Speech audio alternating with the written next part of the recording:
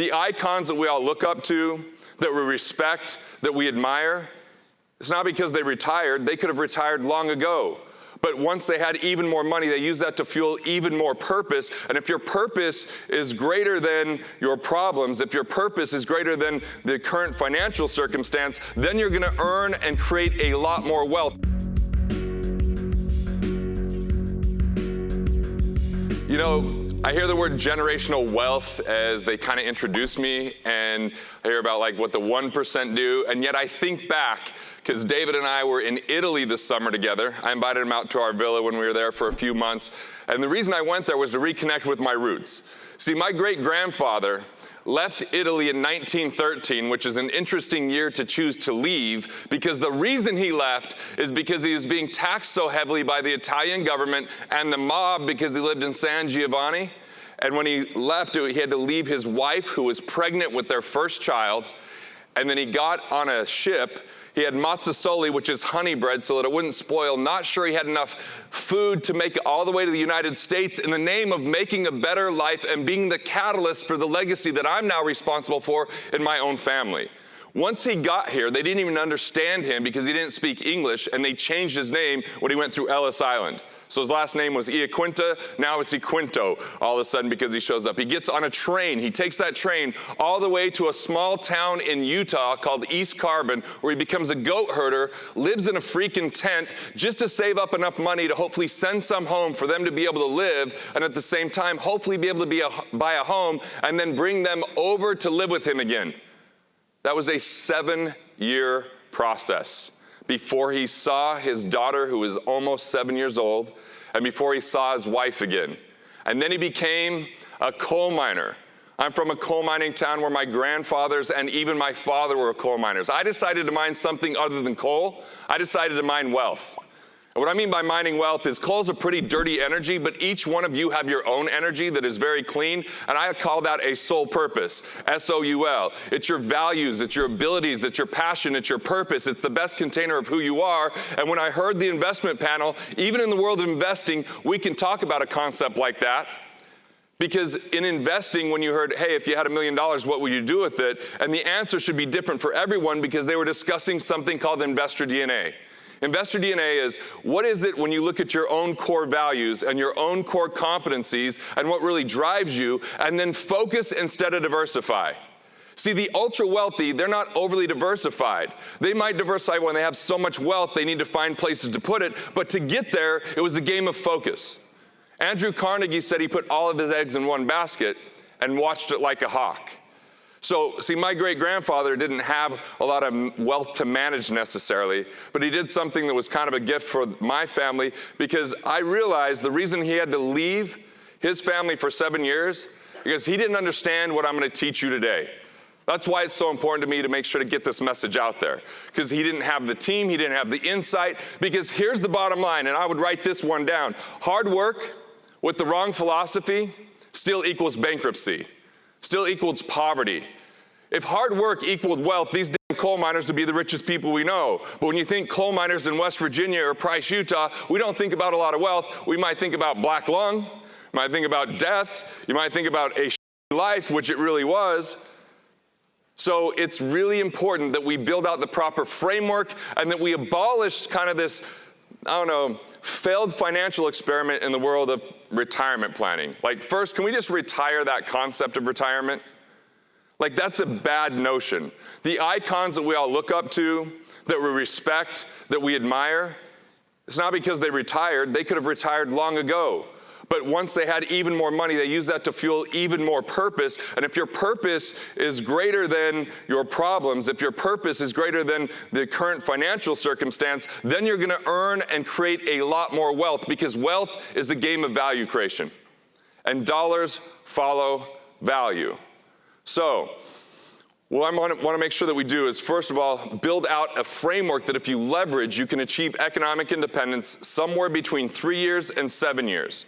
3 years if you're already on a pretty good track, and 7 years if you're addicted to lifestyle and probably have a bunch of money that you need to pay back to someone, all right? So the good news is this isn't some 30-year trajectory where you set money aside and you budget because budgeting sucks, or where you scrimp or save or pinch pennies till you get blisters on your fingers, because that's not the road to wealth. Yet if we read most financial books, that's what they want you to believe. That if you just hand your money over to other financial experts, that one day, someday, compound interest is going to kick in and then you're going to have a bunch of money.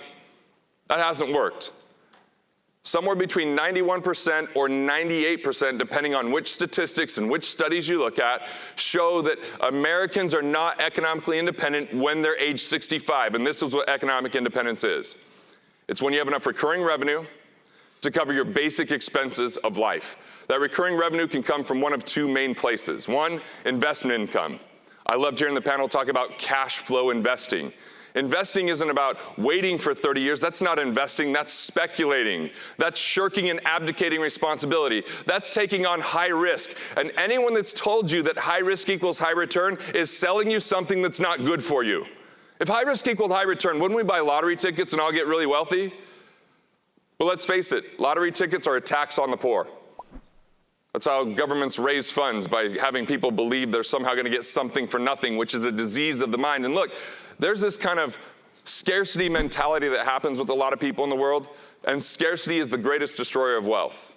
No amount of luck, saving, discipline, rate of return, or financial advisor will save you if you're in a scarcity mentality, because it's kind of this disease called the consumer condition.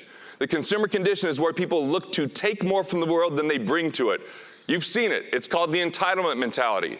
You've seen it. It's when people operate out of fear, doubt, or worry, and they are no fun to be around because they absolutely suck the marrow out of life and never give another piece of it back. On the other hand, I believe that there's a producer paradigm.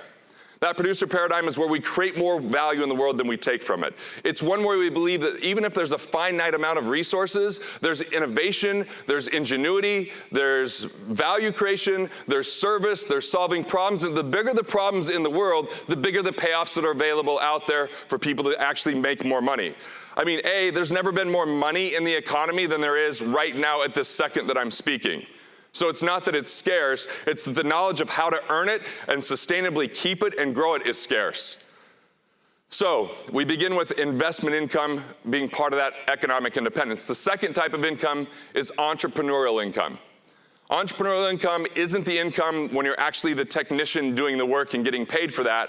Entrepreneurial income is when you have the infrastructure and organization that, with some maintenance and monitoring it and a degree of management, continues to pay every single week or every single month, even if you're not there every single moment, right? So first of all, there's kind of this myth.